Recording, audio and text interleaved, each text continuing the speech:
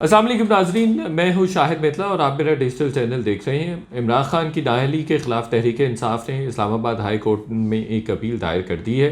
इस अपील के नतीजे में क्या होने जा रहा है, क्या इस्लामाबाद हाई कोर्ट इमरान खान की नाअहली ख़त्म कर देगा, इस पर बात करेंगे। और दूसरा, काजी फ़ाइज़ ईसा ने आज आसमा जहांगीर कॉन्फ्रेंस लाहौर में एड्रेस किया है और वो बड़ा ज़बरदस्त एड्रेस था और उन्होंने अपनी अदलिया को शदीद तनकीद का निशाना बनाया है और उन्होंने बहुत ज़बरदस्त बातें की हैं। पहले उस पर बात कर लेते हैं। काजी फ़ाइज़ ईसा ने कहा है कि पहला इस मुल्क का वज़ीर-ए-आज़म कत्ल किया गया था और उसके बाद जो दूसरा पाकिस्तान का वज़ीर-ए-आज़म था उसको एक ब्यूरोक्रेट ने नाअहल करके घर भेज दिया था। उन्होंने फिर ज़ुल्फ़िकार अली भुट्टो का कहा कि ज़ुल्फ़िकार अली भुट्टो को अदालत के ज़रिए मरवा दिया गया और वो अदलिया ने ये काम किया, जजों ने ये काम किया था जो कि उनको नहीं करना चाहिए था। फिर उन्होंने कहा कि फिर इसी तरह से बेनज़ीर भुट्टो को भी कत्ल कर लिया गया, नवाज़ शरीफ को नाअहल कर दिया गया।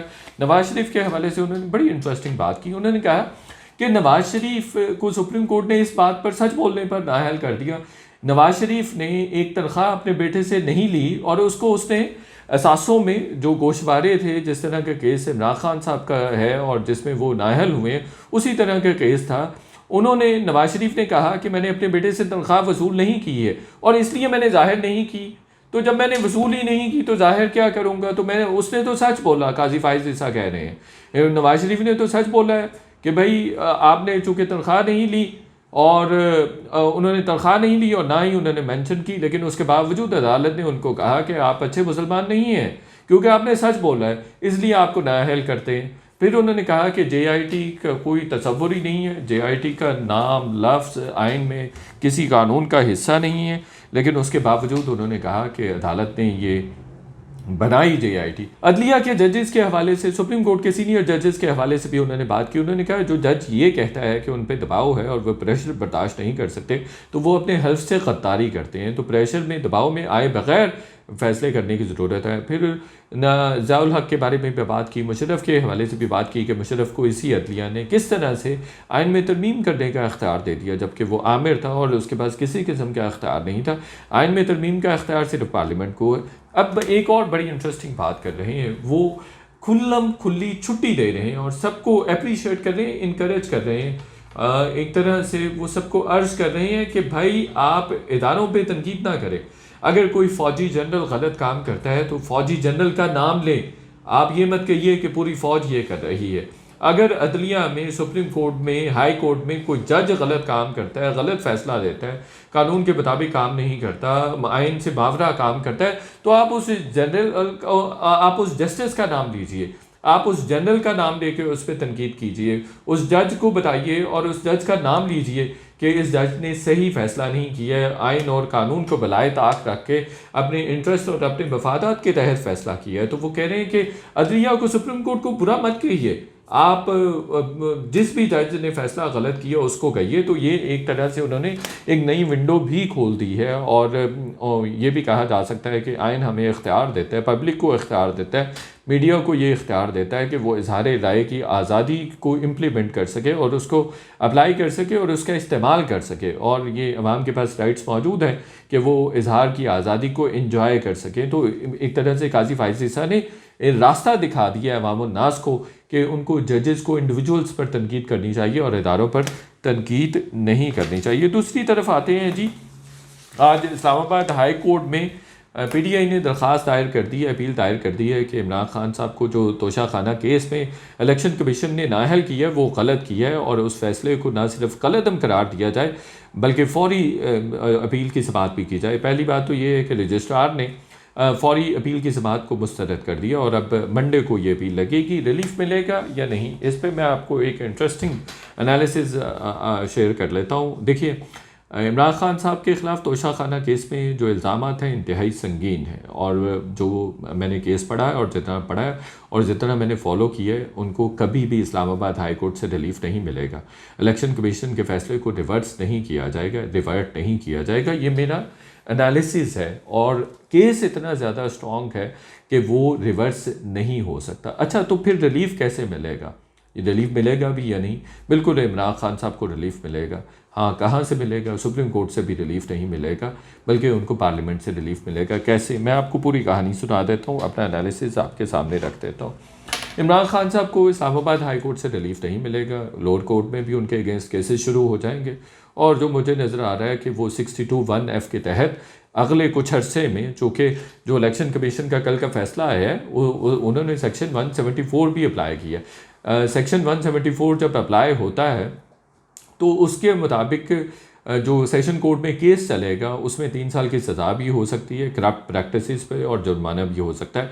तो इसका मतलब ये होगा कि डिक्लेरेशन आ जाएगा जो कि 62(1)(f की रिक्वायरमेंट है, जो कि प्री रिक्विजिट है 62(1)(f की, लाइफ टाइम डिस्क्वालिफिकेशन की प्री रिक्विजिट है। तो उस सूरत में सेशन कोर्ट उनके अगेंस्ट फैसला दे देगा, चूँकि ऐसे सबूत और शवाहिद मौजूद हैं। इमरान खान से गलती तो हुई है, उनको बिल्कुल मार्जिन दिया जा सकता है, मार्जिन ऑफ डाउट्स दिया जा सकता है, लेकिन उनसे एक बहुत बड़ी गलती हुई है कि उन्होंने 2018 और 19 में जो एसेट्स बनाए उसका जिक्र उन्होंने इलेक्शन कमीशन में जमा करवाए गए कोषवानों में नहीं किया। तो इसकी सज़ा तो उनको मिलेगी, और वो वाज़ेह है, बहुत वाज़ेह है। और इलेक्शन कमीशन में का जो तफसीली फ़ैसला आया वो और भी ज़्यादा ख़तरनाक है। और आज बल्कि फवाद चौधरी ने यह भी कहा है कि इलेक्शन कमीशन के फ़ैसले में जो जारी किया गया उसमें तब्दीलियाँ और हुकूमत के कहने पर तब्दीलियाँ की गई। ऐसा नहीं है, वो पहले से तब्दीलियाँ, पहले से चीज़ें मौजूद थी, उसमें इमरान खान साहब से गलतियाँ बहरहाल हुई हैं और संगीन किस्म की गलतियाँ हुई हैं, और वो गलतियाँ करप्ट प्रैक्टिसेस में आती हैं, करप्ट प्रैक्टिसेस ही हैं इनफैक्ट। और जो नवाज शरीफ को निकाला गया था इससे बहुत कम जो गलती थी या एक तरह से करप्ट प्रैक्टिस थी, उससे बहुत कम सतह की गलती पर उनको निकाला गया था। जब लोअर कोर्ट से डिक्लेरेशन आ जाएगा तो फिर अपील होगी, इमरान खान साहब के ख़िलाफ़ होगी, दरख्वास्तबाजी होगी, हुकूमत भी करेगी, इलेक्शन कमीशन भी जा सकता है कि 61(f) के तहत इनके ख़िलाफ़ मज़ीद भी कार्रवाई की जानी चाहिए।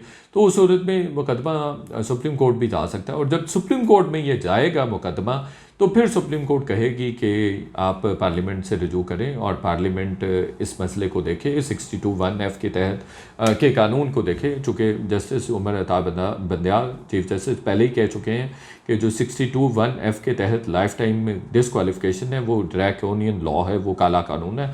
हालांकि जितनी भी लाइफ टाइम डिस्क्वालिफिकेशन हुई हैं उन सब में जस्टिस उमर अता बंदयाल साहब मौजूद थे, जो नवाज शरीफ साहब का भी था, और बाकी तमाम काफ़ी सारे जो केसेस हुए हैं जिसमें लाइफ टाइम डिस्क्वालिफिकेशन हुई है उसमें मोस्टली में जस्टिस उमर अता बंदयाल बेंच का हिस्सा थे। लेकिन अब वो रीथिंक कर रहे हैं और उन्होंने अभी 63 के हवाले से जो नाअहली हुई थी मुनहरफ अराकीन की, उसमें भी उन्होंने कहा था कि कोई भी जज रीथिंक कर सकता है, रीकोर्स कर सकता है, रीसेट कर सकता है अपना जो प्रोसेस ऑफ थॉट्स है। तो इस सूरत में पार्लियामेंट से रिजू किया जाएगा और पार्लियामेंट फिर लाइफ टाइम डिस्क्वालिफिकेशन के हवाले से लॉ मेकिंग करेगी। लॉ मेकिंग में सबको फ़ायदा होगा, नवाज शरीफ को भी फ़ायदा होगा, क्योंकि नवाज शरीफ और इमरान खान साहब दोनों बराबर हो जाएंगे, दोनों नाअहल होंगे और लाइफ टाइम के लिए डिस्क्वालीफाइड होंगे, तो इसलिए दोनों को फ़ायदा होगा। और इसका फ़ायदा जहांगीर तरीन को भी होगा और बाकी फैसल वावडा को भी होगा, राय हसन नवाज़ को भी होगा, इफ्तिखार चीमा को भी होगा और बहुत सारे दूसरे लोगों को भी होगा। एक बात और कहता जाऊँ जाते जाते, वो ये है कि जो राय हसन नवाज़ का केस था वो इमरान खान साहब के मुकाबले में बहुत छोटा था, वो भी PTI के MNA थे। और जो इफ्तिखार चीमा का केस था वो भी इमरान खान साहब की मिस डिक्लेरेशन से बहुत छोटा था, लेकिन उनकी भी लाइफ टाइम डिस्क्वालिफिकेशन हो गई हुई है और वो इसी इलेक्शन कमीशन ने दी है। तो ये है जी सिलसिला। मेरा एनालिसिस कह रहा है कि इमरान खान साहब को अगर रिलीफ मिलेगा तो पार्लियामेंट से मिलेगा और डिस्क्वालिफिकेशन के बाद उनको पार्लियामेंट से क्वालिफाई करवाया जाएगा। और उस अमल में नवाज शरीफ और बाकी दिगर जो नाअहल हुए मुकदमात में 62(1)(f या 63 के तहत, तो उन सबको भी फ़ायदा पहुंचेगा। तो ये था आज का वीलॉग। अगर वीलॉग आपको पसंद आया है तो दोस्तों के साथ भी शेयर कीजिए और चैनल को सब्सक्राइब करना मत भूलिए।